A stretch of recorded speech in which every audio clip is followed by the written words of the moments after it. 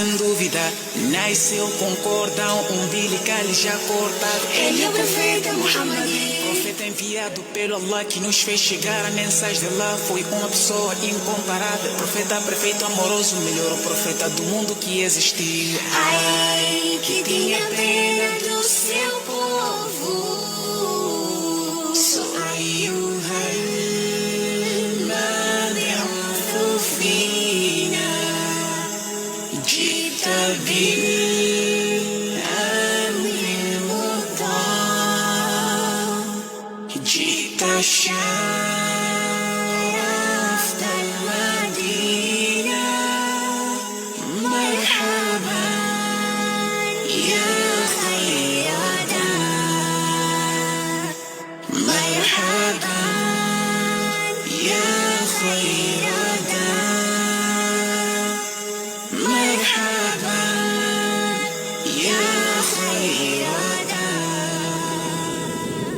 Taklim di Sabua, insya Allah ada faedahnya. Taklim di Sabua, insya Allah ada faedahnya.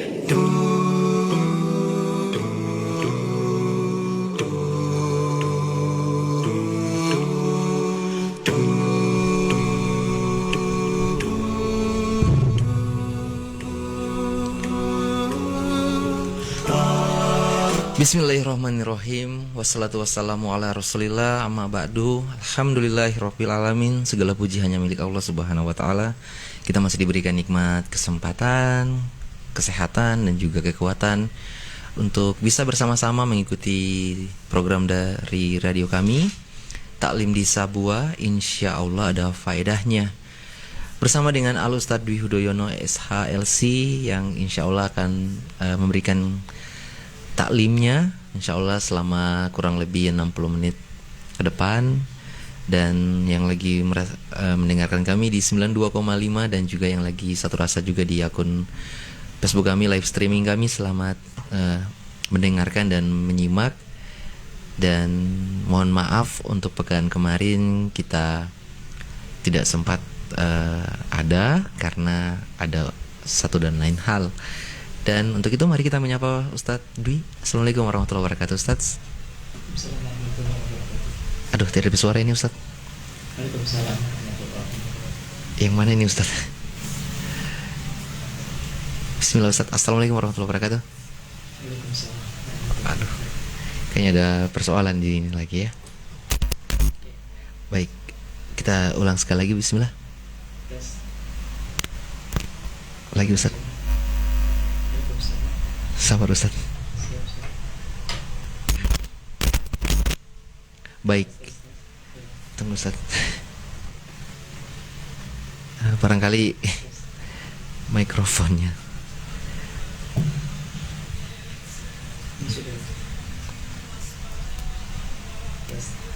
Sabar, Ustaz. Mohon maaf ini.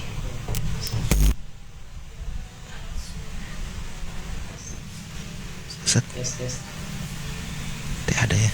Tes. Ini yang ada cuma sebentar. Iya, sama juga. Oh iya. Coba aja. Kayaknya lagi ada.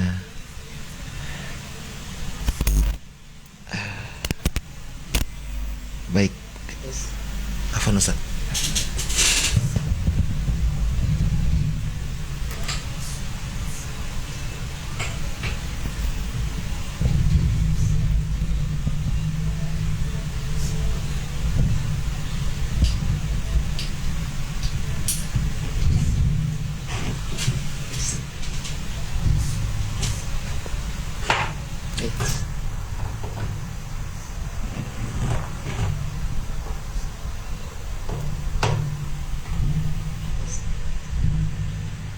Ustaz. Iya. Hanya yang ini kayaknya persoalan. Afwan untuk antum semuanya yang lagi serasa dengan kami. Coba, Ustaz. Tes. Baik. Tes.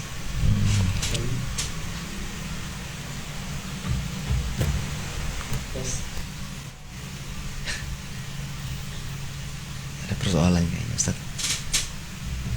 Tunggu, Ustaz.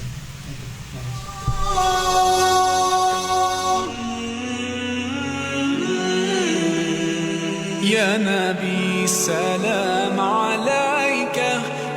رسول سلام عليك يا حبيب سلام عليك صلوات الله عليك.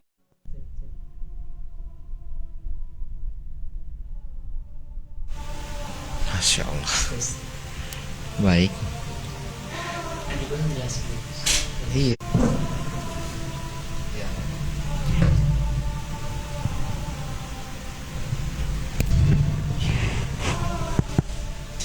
Tes. Masya Allah. Tabarakallah. Tes. Yang jelasin nanti boleh. Iya. Ustaz, Boleh. alhamdulillah. Afwan untuk ya kamera lagi.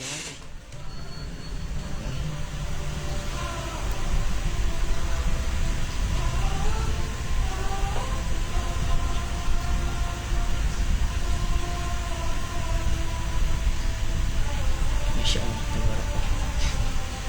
Masya Allah. Tabarakallah. Baik, untuk antum semuanya ini mohon maaf atas ada sedikit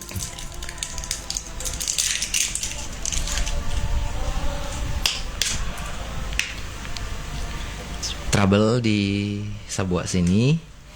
Insya Allah untuk baik untuk antum semuanya masih serasa dengan kami. Kita menyapa dulu Al Ustadz Dwi Hudoyono SHLC atau yang biasa kita sapa beliau Al Ustadz Abu Aisyah. Assalamualaikum warahmatullahi wabarakatuh, Ustadz. Waalaikumsalam warahmatullahi wabarakatuh. Apa kabar, Ustadz? Alhamdulillah, kabar baik. Alhamdulillah ya. Masya Allah. Dan kita berharap juga untuk antum semuanya yang lagi serasa dengan kami di 92,5 dan juga yang lagi serasa dengan kami juga di akun live streaming juga, semoga bisa menyimak, menyaksikan program kami Taklim di Sabua. Insya Allah ada faedahnya. Baik, untuk pekan ini kita akan mendengarkan tema kita mengenai tentang misteri subuh. Ya Ustadz ya. Ini nanti insya Allah Ustadz yang akan memaparkan taklim kita, dan insya Allah kita bisa menyimak di segmen pertama ini. Baik, kita langsung saja mendengarkan taklim di Sabua oleh Ustadz Abu Aisyah. Kepada Al-Ustadz kami persilahkan. Tafadhol Ustadz. Bismillahirrahmanirrahim. Assalamualaikum warahmatullahi wabarakatuh. Alhamdulillahirabbil alamin. Alhamdulillahilladzi bi ni'matihi tatimmus shalihat. Wa ala alihi wa sahabatihi wa man tabi'ahum bi ihsanin ila yaumiddin, amma ba'd. Rabbi israh li sadri wa yassir li amri wahlul 'uqdatam min lisani yafqahu qawli. Ya Hayyu ya Qayyum bi rahmatika astaghits asri sya'ni kullahu wa la takilni ila nafsi tarfatain. Allahumma la ilma illa ma 'allamtana innaka antal alimul hakim. Segala puji hanya milik Allah. Kembali kita memuji dan bersyukur kepadanya dengan pujian kesyukuran yang banyak atas segala limpahan karunia nikmat yang tak terhingga kita rasakan hingga malam hari ini. Nikmat sehat, kesempatan, kemudahan, kekuatan, dan juga nikmat hidayah di atas dinul haq Islam, dan juga di atas petunjuk Nabi kita, qudwah kita bersama Nabi Muhammad SAW. Alhamdulillah kembali kita bisa bertemu dalam kajian pekanan kita pada malam hari ini. Kita akan mengangkat sebuah tema tentang bagaimana dahsyatnya waktu subuh, dari beberapa pelajaran tentang peristiwa-peristiwa yang terjadi di waktu subuh, yang ternyata ini mengandung pesan yang berharga bagi kita orang beriman agar tidak terlena dengan waktu subuh kita dalam kelalaian, tapi di dalamnya, dan segera kita melaksanakan ketaatan kepada Allah Subhanahu wa taala. Dan ternyata dalam sejarah kita dapatkan dalam Al-Quran Allah sebutkan ternyata waktu subuh adalah waktu yang luar biasa, di mana kejadian-kejadian besar pernah terjadi di waktu tersebut, khususnya tentang umat-umat terdahulu yang dimana umat tersebut durhaka kepada Allah Subhanahu wa taala. Mereka menentang nabinya yang Allah utus kepadanya, para rasul-rasul Allah Subhanahu wa taala, untuk diajak kepada agama Allah, untuk diajak kepada menyembahnya kepada Allah semata dan menjauhi kemungkaran-kemungkaran yang ada. Tapi ternyata mereka enggan, bahkan mereka menunjukkan kesombongannya, bahkan mereka menentang nabinya, bahkan mereka mencaci nabinya dan seterusnya. Akhirnya Allah Subhanahu wa taala berikan bagi mereka azab azab yang pedih kepada mereka sehingga hampir Allah binasakan seluruhnya orang-orang kafir tersebut. Dan itu tepatnya di waktu subuh. Dan pada kesempatan kali ini kami akan memaparkan beberapa kaum yang mungkin akrab, kita sudah sering mendengar kisahnya atau bahkan kita sering membaca dalam Al-Qur'an tentang kaum tersebut dan nabi yang diutus kepada kaum tersebut. Dan kami angkat di sini agar menjadi pelajaran bagi kita bahwa ternyata hancurnya umat terdahulu yang dulunya adalah umat yang besar, umat yang mendapatkan banyak kenikmatan, kemakmuran dan kesejahteraan, tapi karena mereka kufur kepada Allah dan mereka menentang rasul-rasul utusannya, maka Allah binasakan mereka. Baik, yang pertama kalau kita lihat adalah kaum yang diutus baginya rasul yang pertama, yaitu Nabi Rasul Nuh alaihissalam. Ini merupakan kaum yang pertama Allah binasakan, ya, yang disebutkan bahwa terjadi di waktu subuh. Sekilas tentang kejadian tentang kaum Nabi Nuh alaihissalam, bahwa bani yang hidup di bangsa Nuh ini adalah Bani Rosib, ya. Tinggal di daerah Babel, Irak. Dan beliau Nabi Nuh alaihissalam subhanallah berdakwah cukup lama, sekitar 950 tahun. Itu pun umat yang ikut bersama beliau tidak banyak, ya, sekitar 80-an orang saja. Dan ini Allah sebutkan dalam surah Al-Ankabut tentang kisah tersebut. Dan sebetulnya sejarah menyebutkan bahwa awal-awalnya sebetulnya umat Nabi Nuh alaihissalam itu menyembah kepada Allah Subhanahu wa taala. Mereka taat kepada Allah Subhanahu wa taala. Bahkan ada di antara mereka merupakan orang-orang yang soleh, ya, orang yang soleh, yang taat, yang adil, bahkan bijaksana, ya, akhlaknya. Dan 5 orang tersebut ada 5 yang diabadikan dalam Al-Quran, di antaranya Wud, Suwa'a, Yagus, Ya'uqa, dan Nasro. Ini 5 orang soleh yang ada pada zaman Nabi Nuh alaihissalam ini hidup ada. Ketika mereka meninggal, orang-orang sangat kehilangan mereka, sehingga setan memberikan bisikan, coba bikinlah gambar ke-5 orang tersebut, agar kalian kalau melihat gambar tersebut kalian termotivasi untuk menjadi orang yang soleh dan beribadah kepada Allah Subhanahu wa taala. Maka mereka bikinlah gambar sosok wajahnya orang-orang soleh tersebut, ke-5 orang tersebut. Kemudian berlalu masa lagi, setan datang membisikkan, cobalah bikin patungnya orang tersebut, yang cuma gambar, patung yang utuh, ya. Sehingga kalau kalian melihat orang tersebut, patung tersebut, kamu akan semangat beribadah kepada Allah Subhanahu wa taala. Akhirnya mereka bikin. Ini belum menyembah berhala tersebut atau patung tersebut. Akhirnya berjalannya masa, keturunan-keturunan yang ada menyangka bahwa patung-patung yang ada ini adalah sesembahannya mereka, dan mereka mengibadahi patung-patung tersebut, sehingga mereka keluar daripada jalan ketaatan kepada Allah Subhanahu wa taala. Dan pada titik tersebutlah Allah utus Nabi Nuh alaihissalam untuk mengembalikan kepada agama fitrah mereka, menyembahnya kepada Allah semata. Tapi ternyata kenyataannya Nabi Nuh malah dicemooh, bahkan mereka menutup telinga-telinga mereka, tidak menerima dakwah Nabi Nuh alaihissalam. Bahkan mereka menutup kepala mereka dengan kain-kain yang ada sebagai bentuk penolakan terhadap apa yang Nuh dakwahkan. Apatah lagi pada waktu itu Nabi Nuh semakin diejek ketika Allah perintahkan untuk menanam pohon palam, ya nanti pohon tersebut kalau akan Allah perintahkan untuk membuat kapal. Mereka ketika umatnya Nabi Nuh alaihissalam menanam pohon palam, mereka kira ini adalah sebagai sumber untuk menyusun kekuatan, sumber pangannya mereka. Mereka awalnya khawatir ini kaum Nabi Nuh mulai membangun kekuatan, ya, dengan menanam pohon palam yang nanti buahnya mereka simpan sehingga jadi bahan kekuatan mereka untuk semakin berdakwah di jalan Allah Subhanahu wa taala.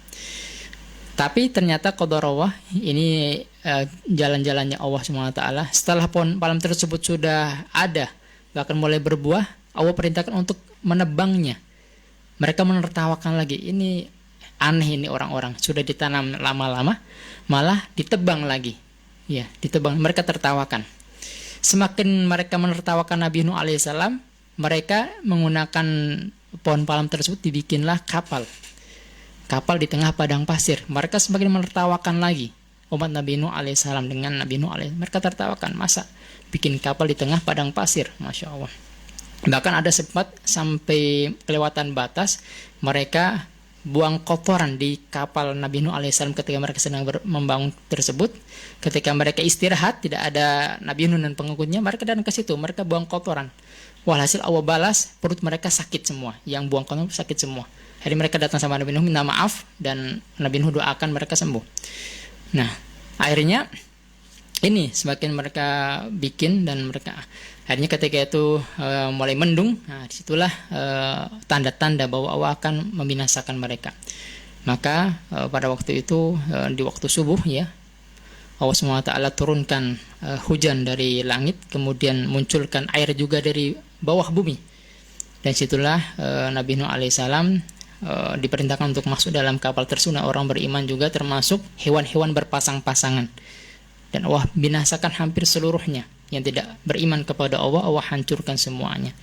Dan itu terjadi di waktu subuh. Kisah Nabi Nuh alaihissalam dengan bahtera kapal ya, yang terkenal ya. Nah, ini yang pertama, kaum yang Allah hancurkan, yaitu kaum Nabi Nuh alaihissalam. Ini terjadi di waktu di waktu subuh. Yang kedua, setelah habis kaum Nabi Nuh alaihissalam, kaum berikutnya yang ada adalah kaum Ad ya, dari merupakan suku bangsa kuno yang merupakan kaumnya Nabi Hud alaihissalam.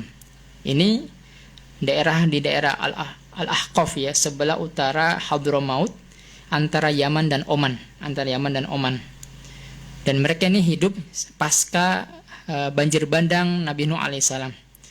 Dan Allah sebutkan dalam Al-Quran tentang kaum Hud ini ya, kaum Nabi Hud yaitu kaum Ad, dan nanti akan ada kaum setelahnya kaumnya Nabi Soleh yaitu kaum Samud. Ini Allah sebutkan bergandengan tentang penyebutan dua kaum ini.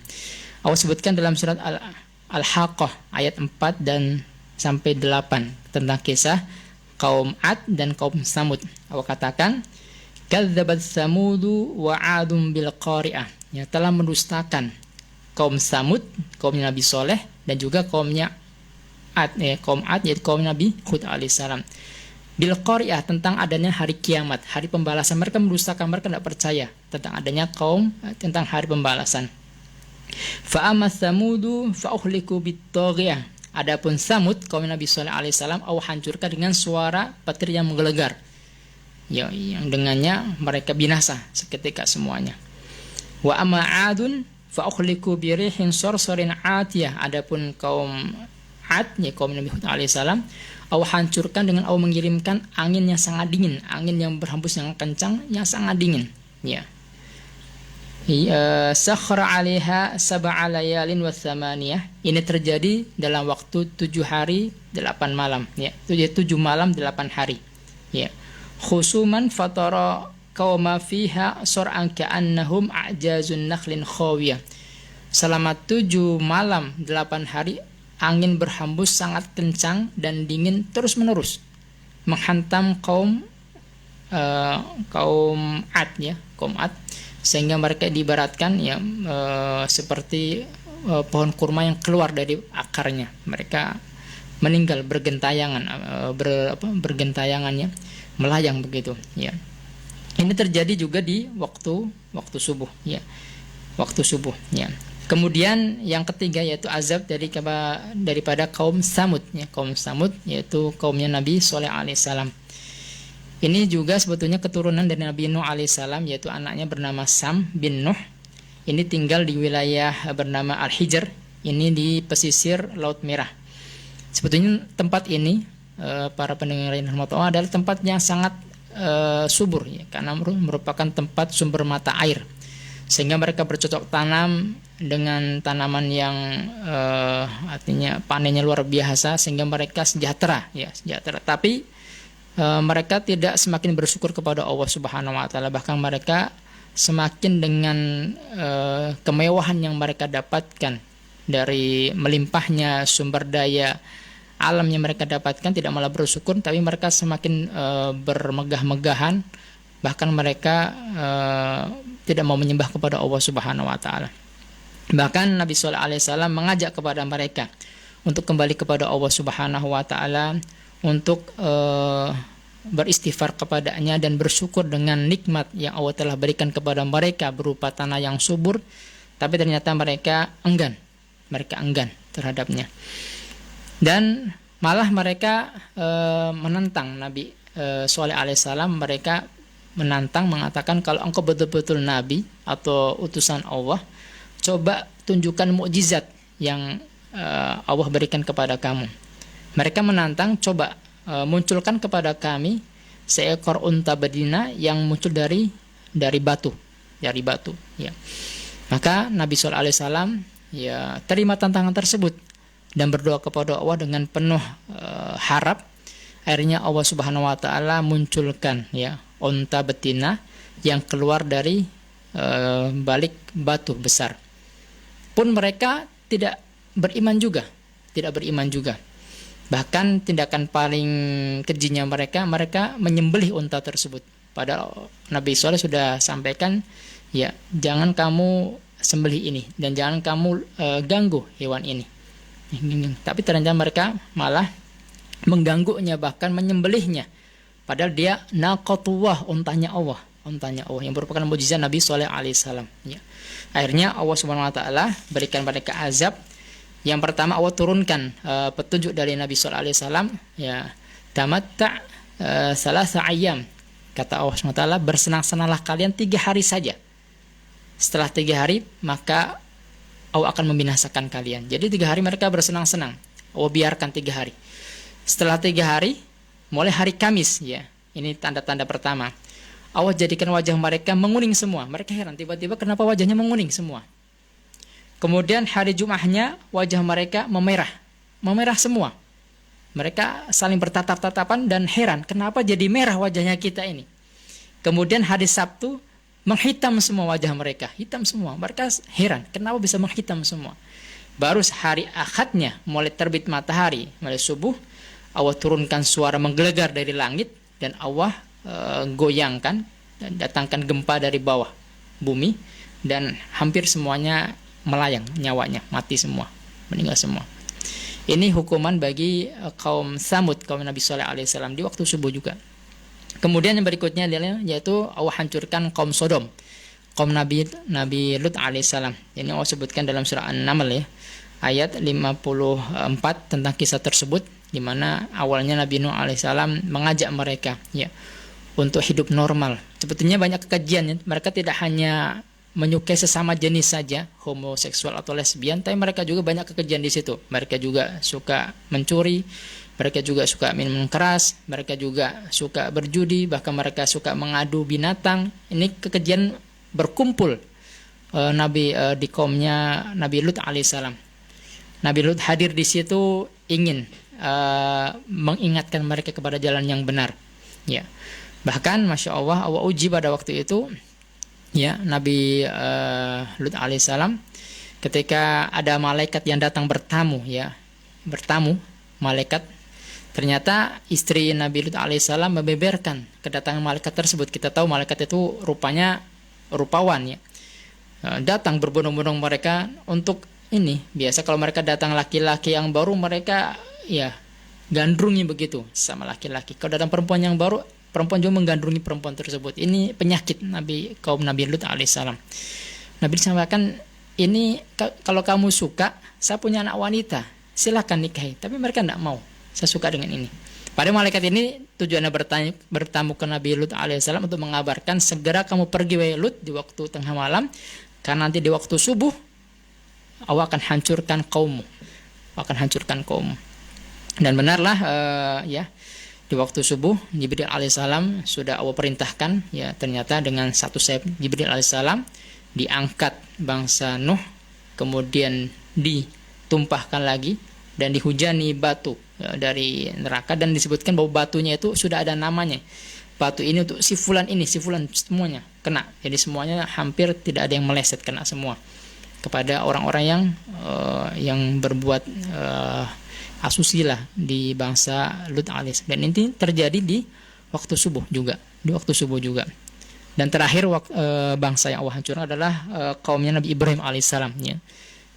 Jadi azab bagi pasukannya Raja Namrud, ya, Nabi Ibrahim alaihissalam. Dan ini awalnya sebetulnya pas Raja Namrud menantang di mana pasukannya Allah, ya, yang kamu miliki, ya. Ternyata yang muncul pasukan Allah ini bukan bentuknya manusia tapi pasukan lalat. Masya Allah, lalat yang menyerang pasukannya Namrud, terakhir menyerang Namrud masuk ke hidungnya, dan ini selama kurang lebih 400 tahun bersarang di kepalanya, dan dia baru merasa nyaman ketika kepalanya dipukul, dipukul, dan ini dia rasakan begitu terus sampai dia meninggal. Dan ini peperangan terjadi waktu subuh juga, ya. Nah, ini kejadian umat-umat terdahulu. Adapun yang sekarang kalau kita perhatikan fenomena sebagian musibah yang terjadi di waktu subuh, yang pertama adalah musibah yang masih kita ingat, ya, tanggal 25 Desember 2004, yaitu tsunami Aceh. Ya, ini merupakan tsunami Mekah, ini pada tempatnya pada malam Natal, ya. Pada waktu itu muda-mudi bersama para turis seterusnya melakukan hal-hal yang tidak Allah ridhoi. Akhirnya Allah Subhanahu wa taala menjadikan Samudra Hindia terbelah, ya. Makanya keluar gelombang berwarna hitam, campuran batu dan kerikil pada waktu itu, setinggi 3 kali pohon kelapa, ya, tsunami, ya, kelapa, dan gempanya sangat dahsyat. Kurang lebih 40 tahun ini terakhir terjadi di Asia Tenggara dan juga Asia Selatan, seperti kejadian di Aceh. Akhirnya kejadian tersebut memakan banyak korban, ya, meninggal kurang lebih 126 juta, ya, jiwa, ya.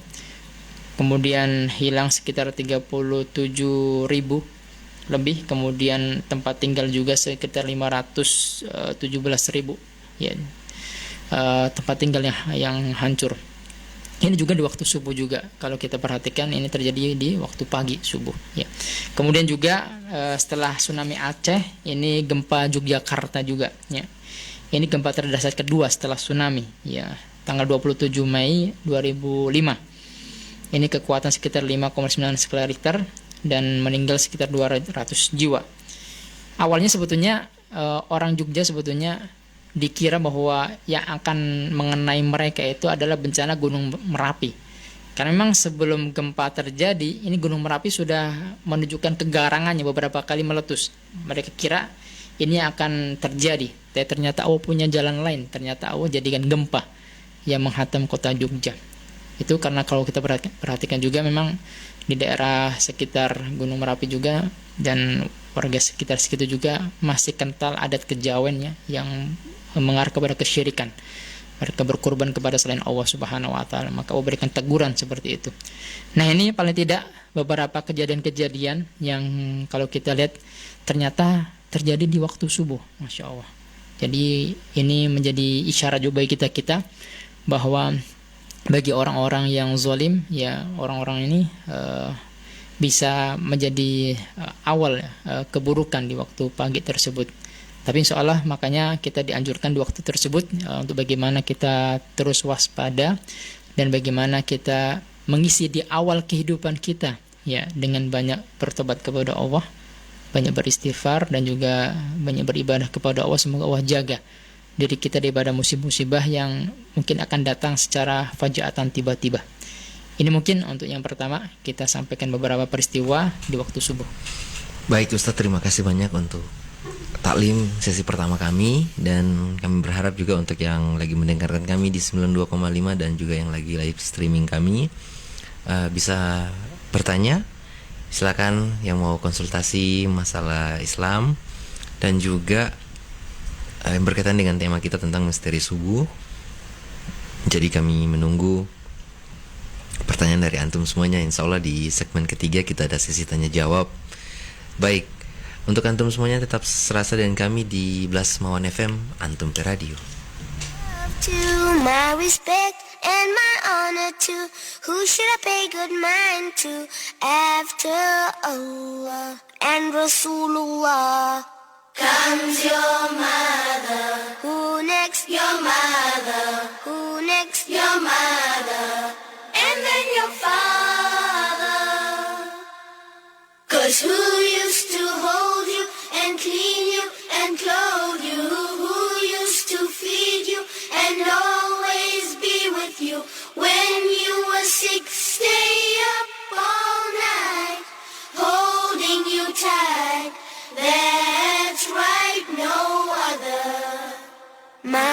mother? Who should I take good care of? Giving all my love. Who should I think the most of after Allah and Rasulullah? Comes your mother. Who next? Your mother. Who next? Your mother. And then your father. Cibi, langsung pulang nih? Oh iya, hati-hati Jo ya. Oke sip, dadah. Cil. Kenapa? Kalau keluar rumah itu ada DP doa. Saya kira ini Bapak panggil ada yang salah lupa atau apa. Doa apa lagi ini? Ada DP doa ini kalau macam keluar rumah. Bagaimana berdoa? Bismillahi tawakkaltu alallahi wala haula wala quwata illa billah. Cuma pendek. Dipindah sekali. Iya, ngapal rabu-rabu itu enggak saya. Tapi saya ini lagu cepat. Ini ilpi. Cok, boleh mau bacakan ulang lagi? Bismillahi tawakkaltu alallahi wala haula wala quwata illa billah. Oh, kalau begitu nanti ngatulisakan saja ya, supaya saya bisa hafal nih di rumah ya. Saya SMS saja, oke? Oke. Tapi untuk sementara sebelum baca. Ikut saja saya apa yang tadi saya bilang. Oke. Dadah. Waalaikumsalam. Cause who used to hug you and buy you new clothes? Ya akhi, jangan lupa kalau keluar rumah baca Bismillahi tawakkaltu alallahi wala haula wala quwata illa billah. Dan balik ke rumah bacalah Bismillahi walajna wa bismillahi kharasna wa ala rabbina tawakkalna. Dan jangan lupa salam. Assalamualaikum warahmatullahi wabarakatuh. Semoga bermanfaat. Pesan sunnah ini dipersembahkan oleh Ikhwah Lesmawan. Thank you Allah for my mother. Yes, well done. The Prophet ﷺ told us that we must obey Allah and His Messenger at all times. But after that, who else did He tell us to listen to and be close to? Oh, sing, children of the world, come together and hear the call. Sing, children of the world, Islam will unite us all. Sing, children of the world, come together and hear the call. Sing, children of the world, Islam will unite us all. Subhanallah walhamdulillah wallahu akbar. Subhanallah walhamdulillah wallahu akbar. Subhanallah walhamdulillah. Subhanallah.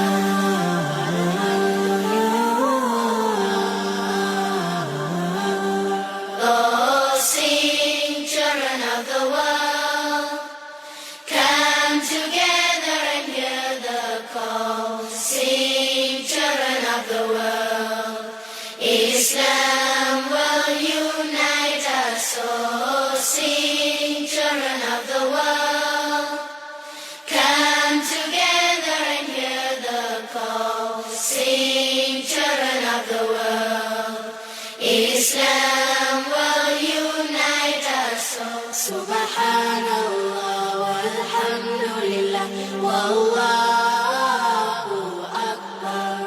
Subhanallah walhamdulillah wallahu akbar. Subhanallah walhamdulillah wallahu akbar.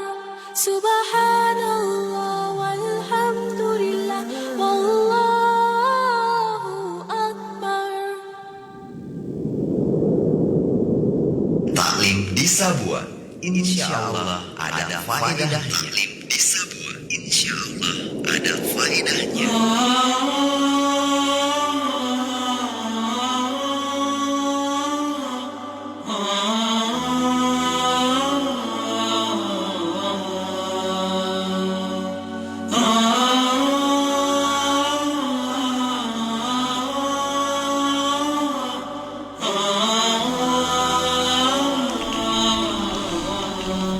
Baik, masih bersama kami taklim di Sabua, insya Allah ada faedahnya bersama dengan Al-Ustadz Dwi Hudoyono SHLC.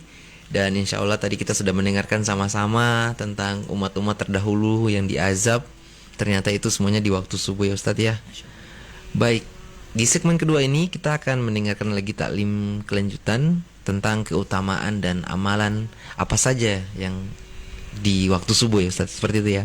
Baik, sekali lagi untuk yang mau bertanya, kami persilakan bisa di WA kami di 081 222 161925, atau bisa juga langsung bertanya langsung di kolom komentar kami. Ini ada Pak Kastel. Selamat Kang Firman, ini apa kabar ya? Kayaknya masih di kantor, katanya dengar tadi ada lembur di Kejaksaan Negeri Banggai. Bersama dengan rekan-rekan semuanya, selamat malam. Barangkali lagi menyaksikan kami. Dan yang menanggapi juga ini ada Butet juga lagi di Ampana. Terima kasih banyak. Ini ada orang Salakan yang kemarin saya lagi silaturahim juga di Salakan. Ada Sauluddin Karim juga ini ketemu di KTM ya, begitu ya, KTM Kafe Tanah Merah katanya gitu ya. Jadi kita ada meeting di situ dan akhirnya bisa bersilaturahim dengan teman-teman yang ada di Bangkep. Baik. Jadi kita akan dengarkan lagi kelanjutan dari tema kita misteri subuh, keutamaan dan amalan apa saja yang insya Allah dilaksanakan di waktu subuh. Seperti itu Ustaz ya. Baik, tafadhol Ustaz. Bismillah, alhamdulillah, wassalatu wassalamu ala rasulillah ma'ba'ad. Para pendengar dan pemirsa yang dirahmati Allah Subhanahu wa taala, waktu pagi atau subuh merupakan waktu yang istimewa bagi kita kaum muslimin dan juga mungkin secara umum orang-orang yang berpikir positif. Merupakan waktu pagi adalah waktu yang sangat emas untuk kita gunakan sebaik-baiknya. Makanya dalam agama kita, Rasulullah sebagai kedua kita, teladan kita, memberikan kepada kita bimbingan panduan yang berharga bagi kita orang beriman, tidak menyia-nyiakan waktu subuh atau waktu pagi untuk hal yang sia-sia, apalagi mengarah kepada kemaksiatan. Tapi bagaimana kita mengawali hari-hari kita di awal kehidupan kita dengan ketaatan kepada Allah Subhanahu wa taala. Inilah pembuka kebaikan kita dunia dan juga akhirat kita. Kesuksesan dunia bahkan akhirat kita. Makanya di waktu pagi, waktu subuh, Rasulullah SAW bahkan secara khusus mendoakan waktu pagi. Dalam sebuah hadis dalam riwayat Tirmidzi dan juga Ibnu Majah, Rasulullah berdoa, Allahumma barik li ummati fi bukuriha. Ya semoga engkau berkahi umatku di waktu paginya, di waktu subuhnya. Allah berkahi ya. Makanya di situ jangan sampai kita di waktu pagi malah kita banyak hal-hal sia-sia kita lakukan, karena di situ Rasul sudah mendoakan umatnya di waktu paginya. Kalau kita menggunakan dengan sebaik-baiknya akan semakin berkah usia kita. Kemudian yang kedua, dalam hadis Rasulullah juga, Rasulullah SAW memberikan kepada kita panduan. Kita ternyata secara umum Rasulullah berikan kepada kita bocoran. Ternyata syaitan ini mempunyai makar kepada kita anak cucu Adam. Kalau kita tidur, ternyata setan itu mengikat kita dengan 3 ikatan bukhul. Dan kalau tidak terbuka bukhul-bukhul tersebut, maka kita akan bangun dalam kondisi kaselan, dalam kondisi sangat bermalas-malasan, dan dalam kondisi jiwa yang buruk. Akhirnya kita tidak punya inspirasi, tidak punya pikiran-pikiran yang baik, ide-ide yang bagus selama hari tersebut. Kalau kita tidak bisa lepaskan bukhul tersebut. Tapi kalau kita bisa lepaskan 3 bukhul tersebut, maka insya Allah bi'idznillah Allah akan berikan kepada kita jiwa yang baik dan semangat yang kuat dan kekuatan untuk beraktivitas yang baik, dan banyak kebaikan kita akan dapatkan. Dalam sebuah hadis Rasul pernah bersabda, uqadis syaitanu ala qafiyati ra'si ahadikum idza huwa nama thalatha uqadin. Jadi syaitan ini ketika kita tidur ini dia mengikat 3 bukhul ikatan ya. Yadribu kulla uqadin 'alaika lailun tawilun farqud. Dan setiap ikatan tersebut ternyata ini makarnya setan. Ya. Setan hembuskan ya. Jangan engkau bangun ya, malam masih panjang. Ini biasanya kita juga rasakan ya. Nanti saja, masih panjang malam. Begitu, ini hembusan syaitan juga sebetulnya. Tidurlah gitu. Akhirnya terkadang ya, di antara kita niatannya mau sholat malam tidak jadi sholat malam. Niatannya mau sholat subuh tepat waktu kelewat dan seterusnya. Ini juga bisikan syaitan juga. Kemudian Rasul memberikan kepada kita tip ya. Fa idza istayqadha fadzakara in khalat uqdatun ya. Dia bangun, segera bangun dan dia menyebut nama Allah, dia berdoa pada waktu itu, langsung berdoa, alhamdulilladzi ahyana ba'da ma amatana wa nusyur ya. Maka akan lepas suatu ikatan. Ditambah lagi kalau dia berdoa la ilaha syarikalah lahul mulku wa lahul hamdu wa huwa ala kulli syai'in qadir subhanalhamdulillah wa la ilaha akbar wa la haula wa la quwwata illa billah, maka Allahumma firli, kata Rasulullah, barang siapa membaca doa tersebut, kalau dia salat Allah akan terima salatnya, kalau dia berdoa Allah akan ijabah doanya, dan Allah akan berikan dia banyak kebaikan. Kemudian kedua, fa in tawaddaa in khalat uqdatun, kalau dia berwudu lepas satu ikatan kedua lepas. Kemudian fa in shalla in khalat uqdatun, kalau dia segera salat, bangun berdoa, berwudu dan segera dia salat, maka lepas satu ikatan lagi. Fa asbaha nasyitan thayyiban nafsi, maka dia akan bangun dalam kondisi penuh semangat dan hati yang senang, hati yang bahagia. Wa illa, kalau dia tidak melakukan 3 langkah tadi, bangun tidak berzikir kepada Allah, tidak segera berwudu, tidak segera salat, asbaha khabisan nafsi kaslan, maka dia akan bangun dalam kondisi hatinya buruk, jiwanya tidak bagus, dalam kondisi bermalas-malasan hari itu. Ini pesan Rasulullah di waktu pagi, di waktu pagi.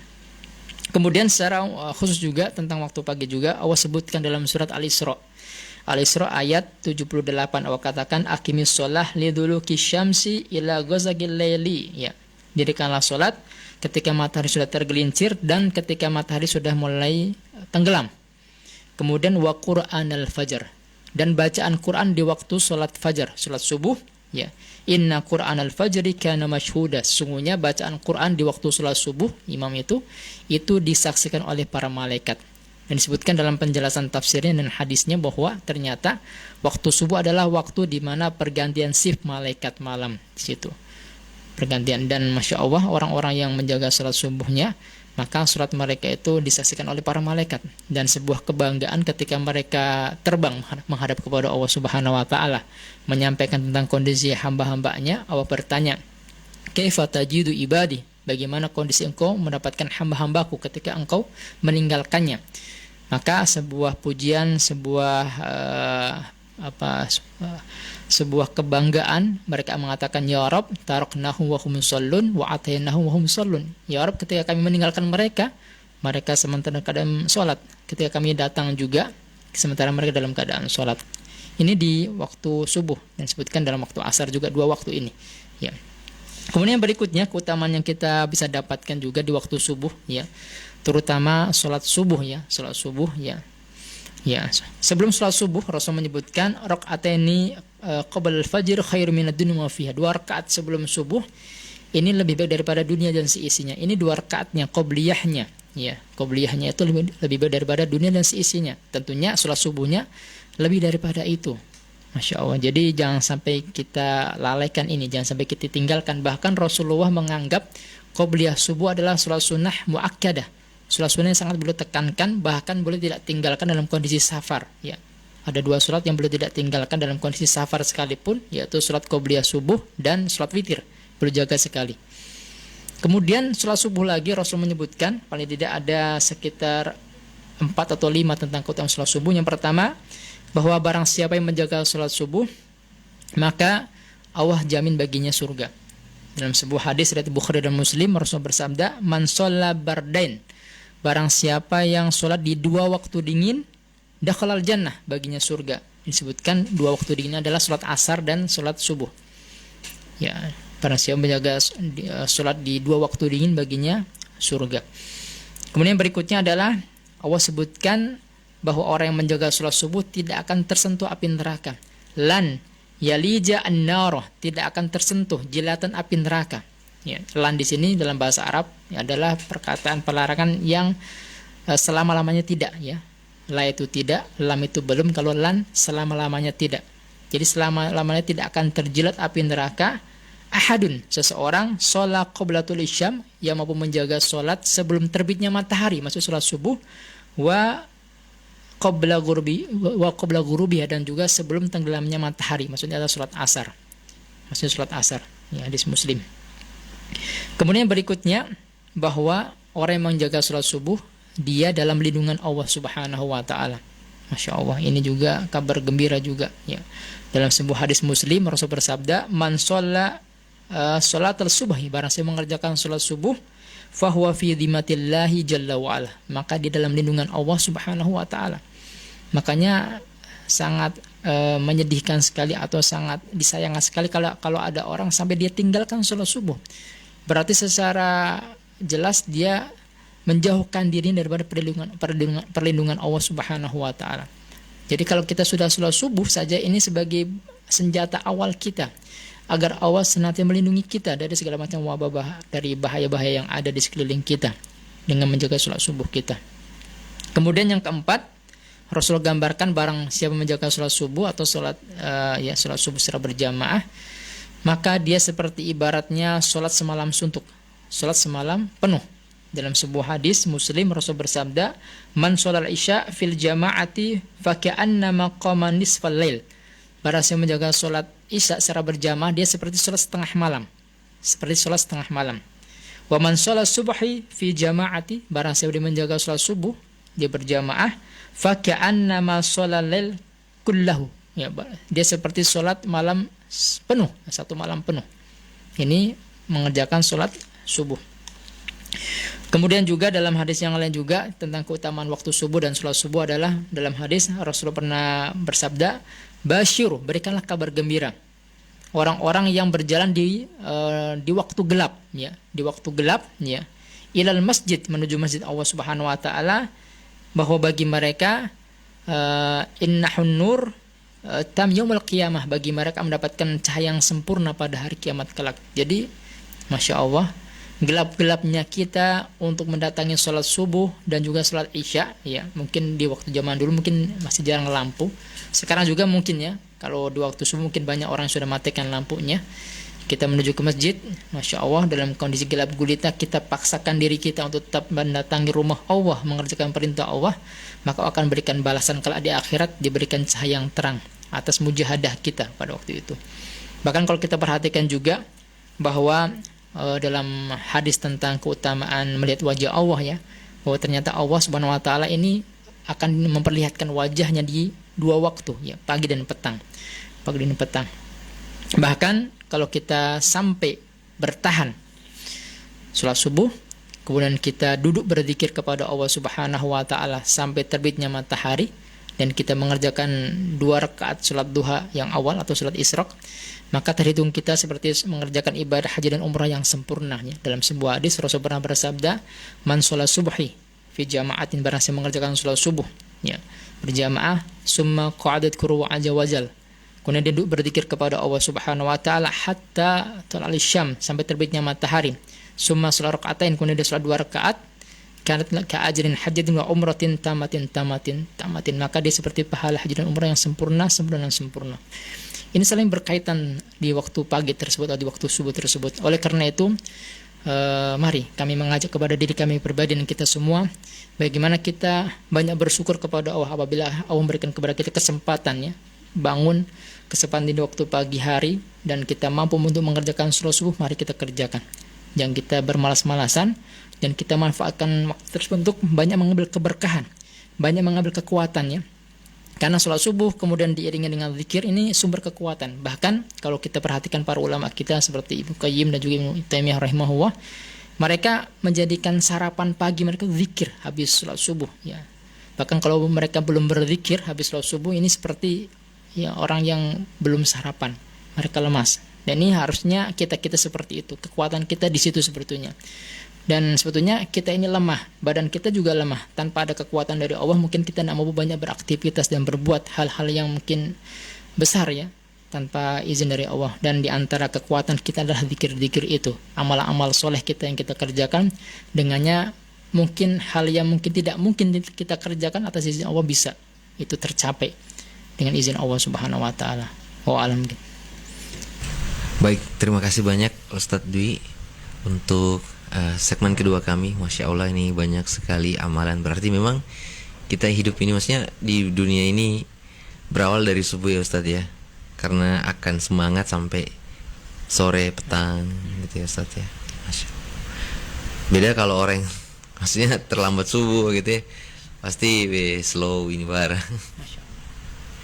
Baik, untuk antum semuanya masih serasa dengan kami akan menunggu pertanyaan-pertanyaan dari antum semuanya, karena insya Allah setelah ini kita ada sesi tanya jawab. Jadi silahkan yang mau bertanya tentang tema kita misteri subuh, atau barangkali ada pertanyaan di luar tema kami juga boleh, silahkan. Kita menunggu di line WA bisa di 081361161925, atau bisa langsung ketik juga di kolom komentar kami di akun Facebook kami Ngapi Radio. Tetap satu rasa di Belas Mohon FM, Antum Pe Radio.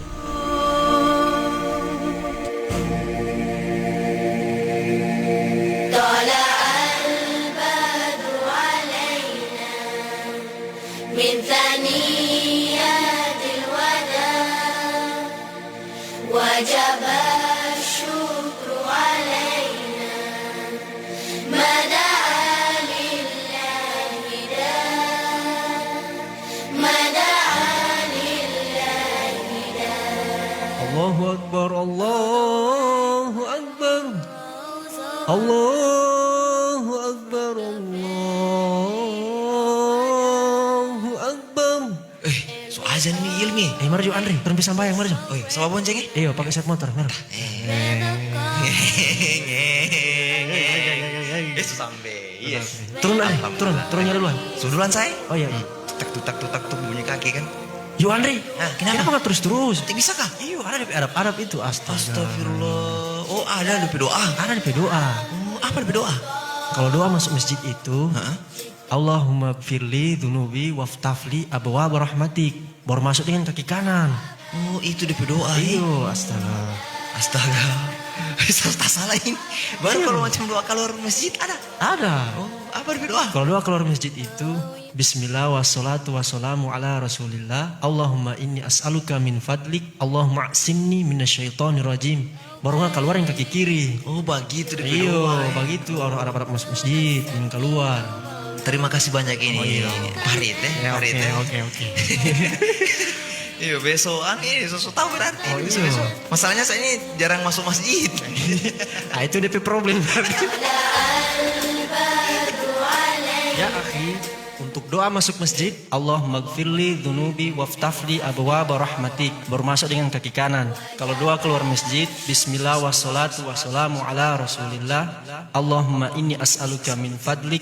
Allahumma asimni minasyaitonir rajim. Baru keluar yang kaki kiri. Semoga bermanfaat. Syukron. Pesan sunnah ini dipersembahkan oleh Ikhwa Lesmawan. La ilaha illallah, la ilaha illallah, la ilaha illallah, la ilaha illallah, Muhammadur Rasulullah, Muhammadur Rasulullah, Muhammadur Rasulullah sallallahu alaihi wasallam. Al-Khaliq made the oceans, rivers, lakes, streams and rain. Bow their waves in pure submission upon the earth to praise his name.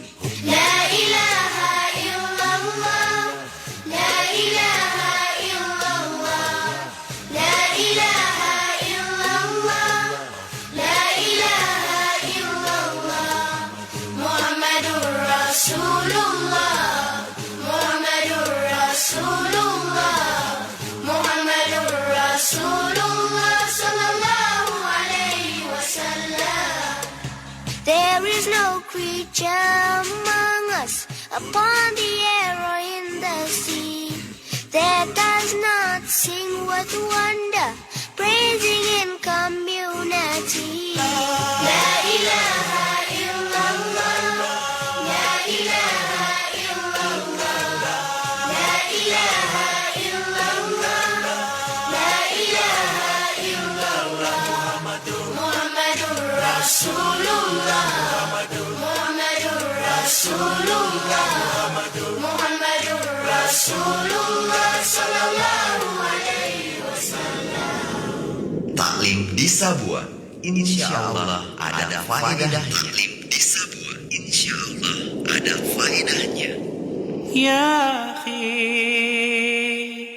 ادنو مني لا تدعني يا أخي يا شقيق الروح الروح مني يا أخي يا ضياء قلبي ودربي يا أخي يا أخي يا أخي يا أخي يا أخي ادنو مني لا تدعني يا أخي يا شقيق الروح مني يا أخي يا ضياء قلبي ودربي يا أخي يا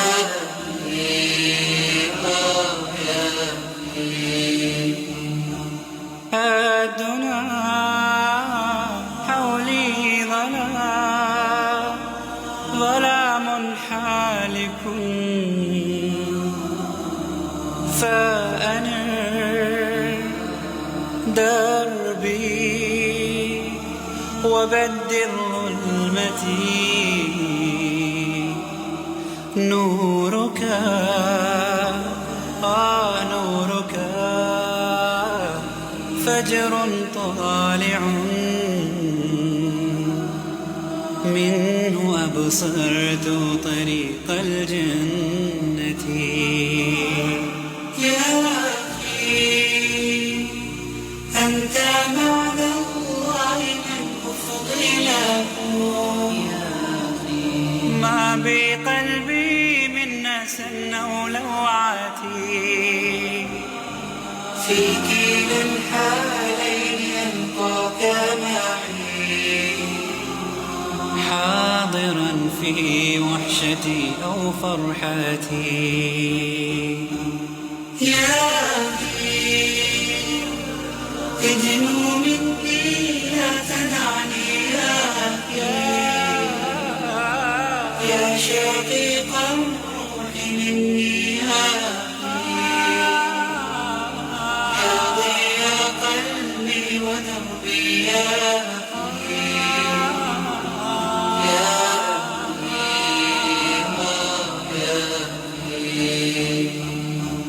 كل من حولي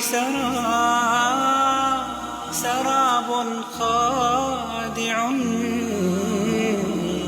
يدعي حبي وصدق مودتي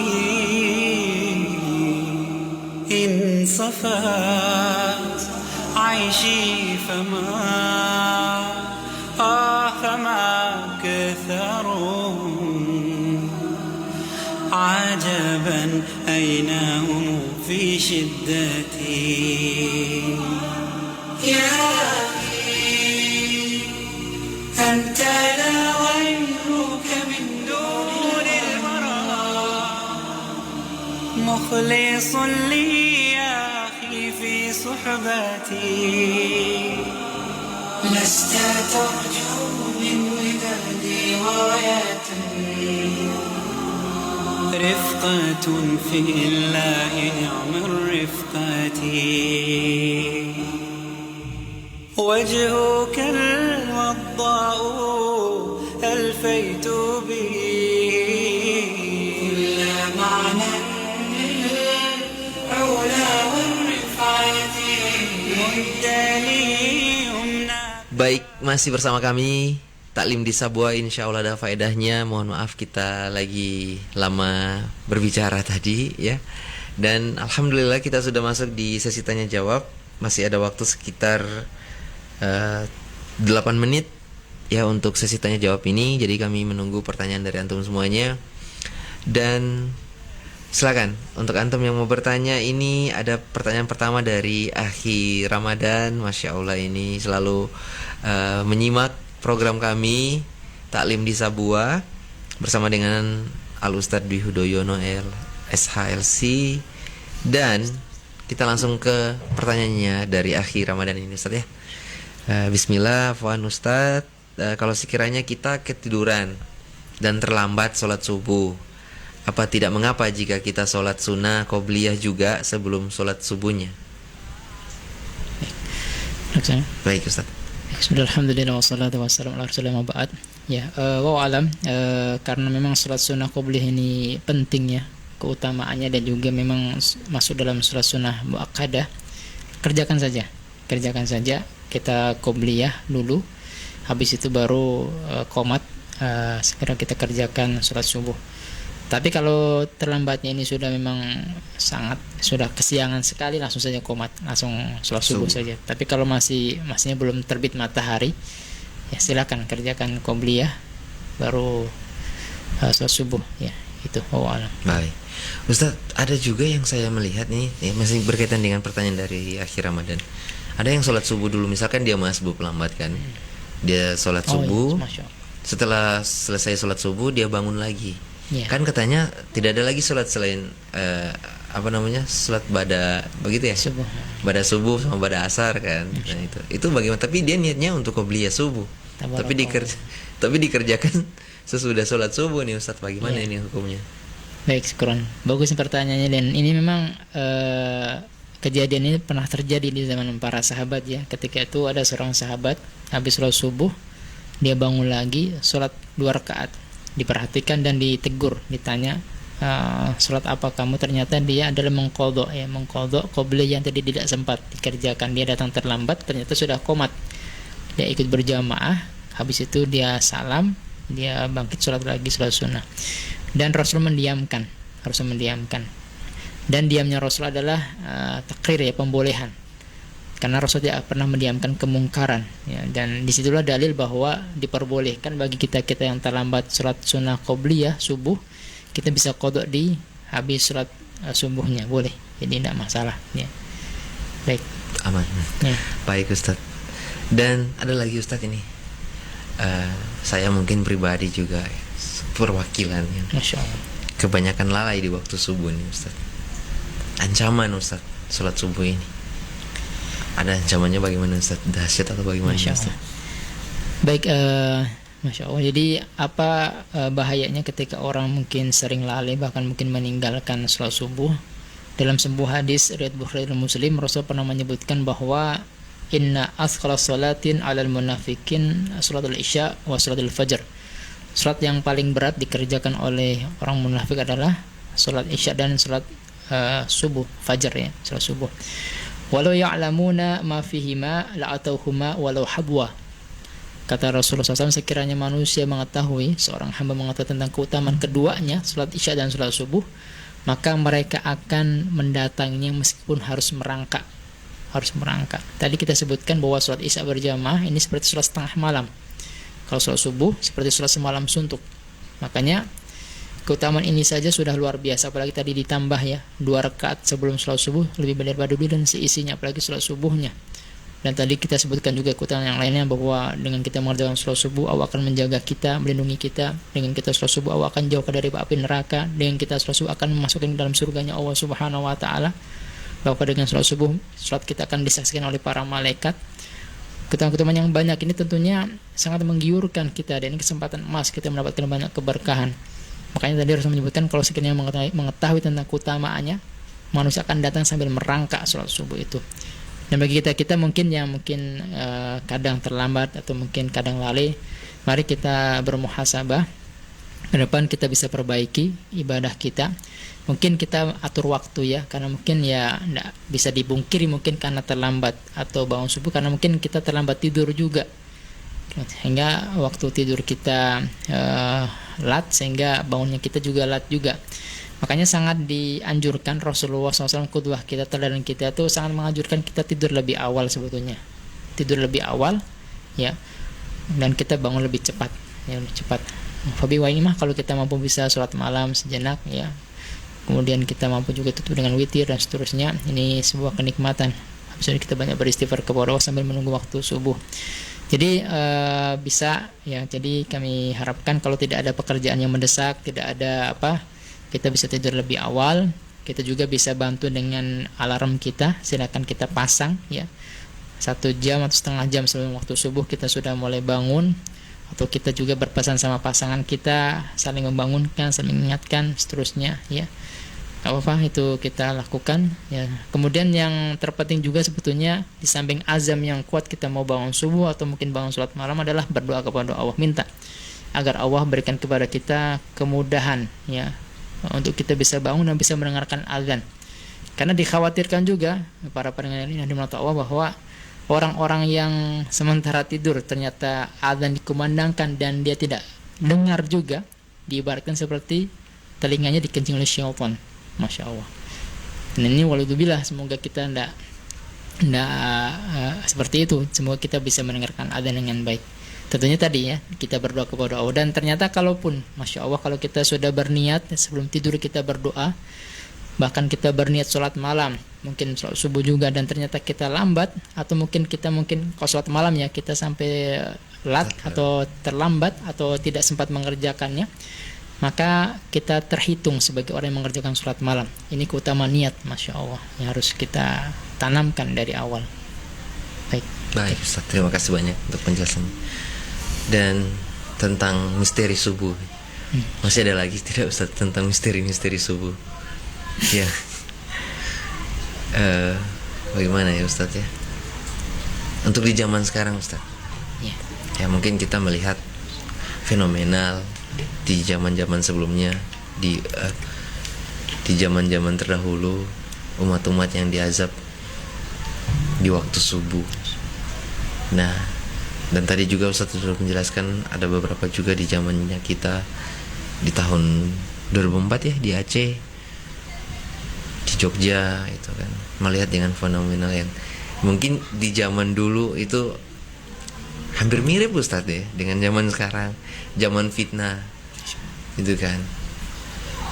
Nah, bagaimana kira-kira ada tidak menyikapi dari seorang Ustadz yang maksudnya tidak usah jauh-jauh tentang apa, mungkin di Kabupaten Bangka ini sendiri yang kita melihat fenomenal, yang banyak kita riset ternyata sudah banyak hal-hal yang kurang ya pokoknya merajalela lah Ustadz sebenarnya kalau mau dibilang, yang hal-hal yang kurang berkenan begitu. Baik Ustaz. Baik, Masya Allah. Alhamdulillah wassalatu wassalamu ala rasulillah ba'd. Jadi memang ini kerisauan kita bersama para teman-teman dan pendengar sekalian yang dirahmati Allah, bahwa hal-hal yang bisa terkadang mengundang murka Allah dan mendatangkan azab Allah Subhanahu wa taala adalah kemungkaran dan kemaksiatan yang ada.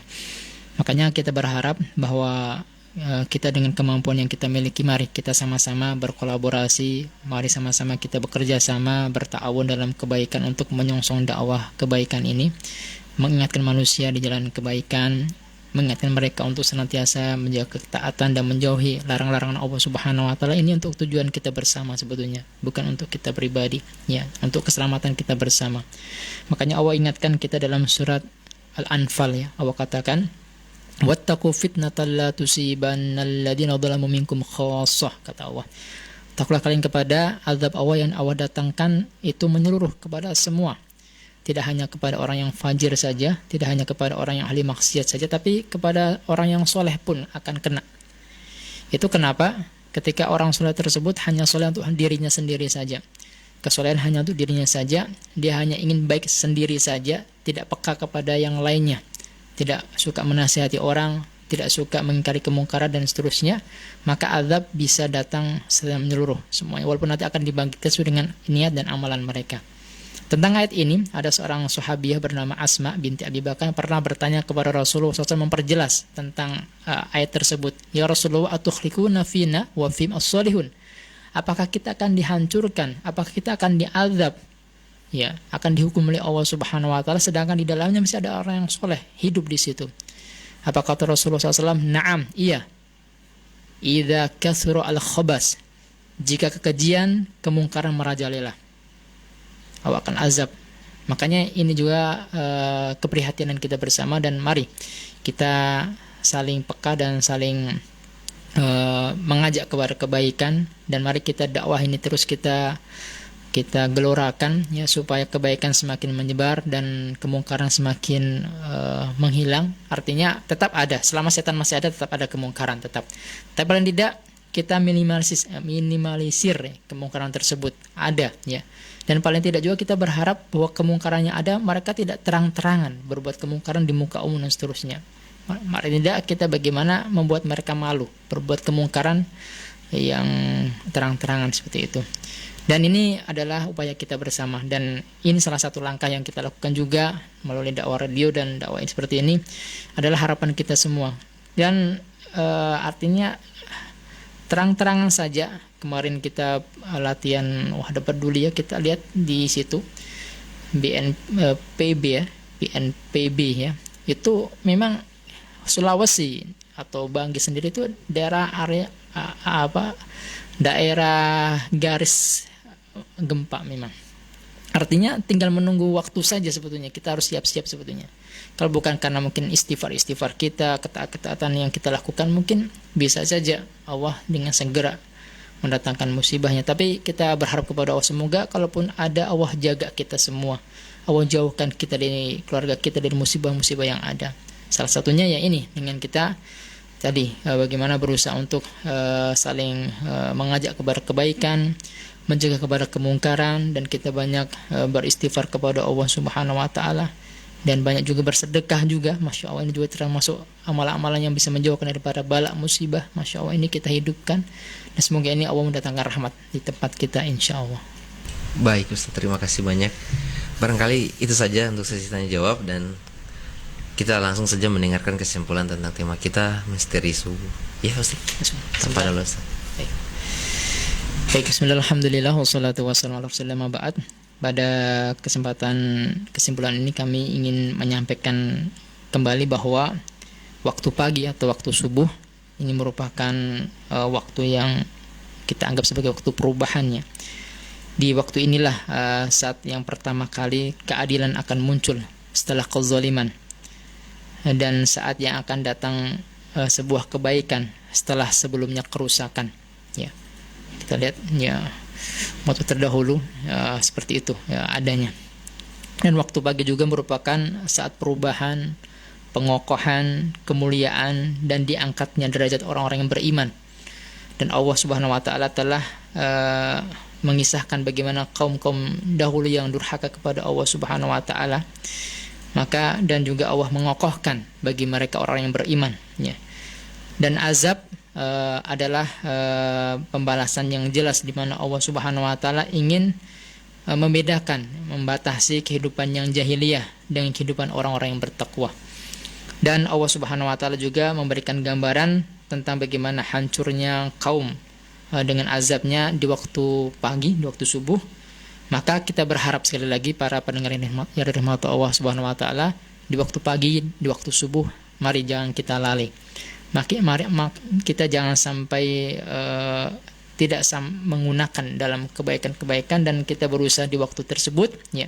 Mari kita banyak bertobat kepada Allah, mari kita banyak beristighfar kepada Allah, dan kita mari banyak beramal soleh di dalamnya ya. Segera kita melakukan ketaatan kepada Allah, semoga dengannya menjauhkan kita daripada azab Allah Subhanahu wa taala.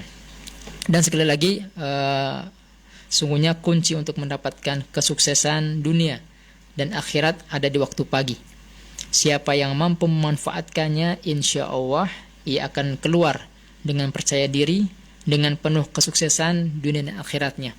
Dan barang siapa yang melalaikannya di waktu pagi ya, di waktu subuhnya, untuk tidak segera melakukan ketaatan kepada Allah Subhanahu wa taala, berarti dia telah melewatkan sebuah kesempatan emas di dunia dan di akhirat, dan dia akan mengalami kerugian.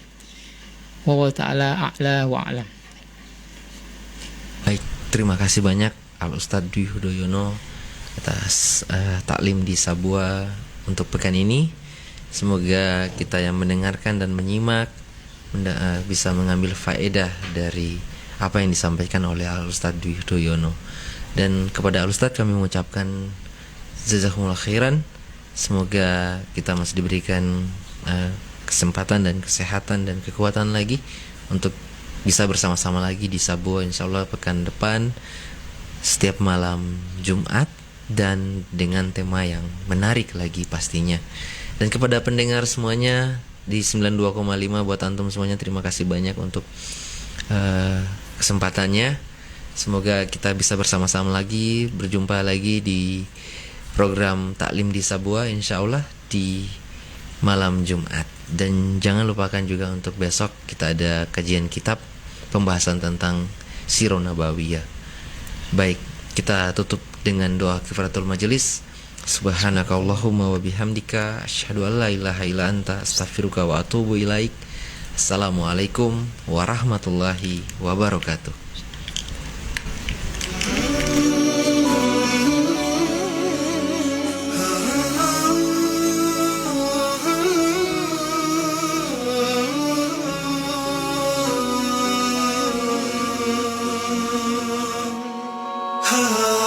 بهداية من فضل ربي يكسو الجمال ربوع قلبي يخضر إحساسي ودربي وملامحي حين اهتديت. نور الهداية زار صدري هو مبتدأ أنسي وعمري فعزمت للرحمن أمري وعلى خطاها مشيت يا نفحة القرآن فوحي عطرا على قلبي وروحي يا بلسما يطوي جروحي لولا الهداية ما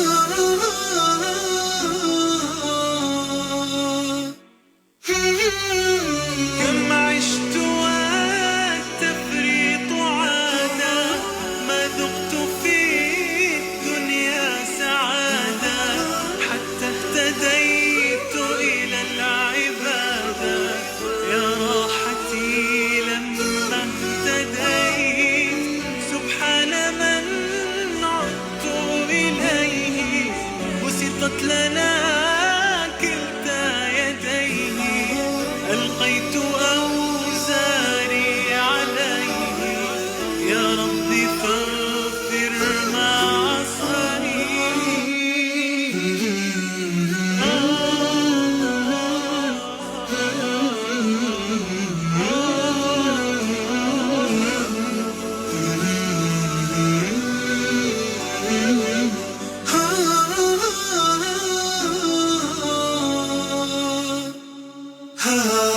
بهداية من فضل ربي يكسو الجمال ربوع قلبي يخضر إحساسي ودربي وملامحي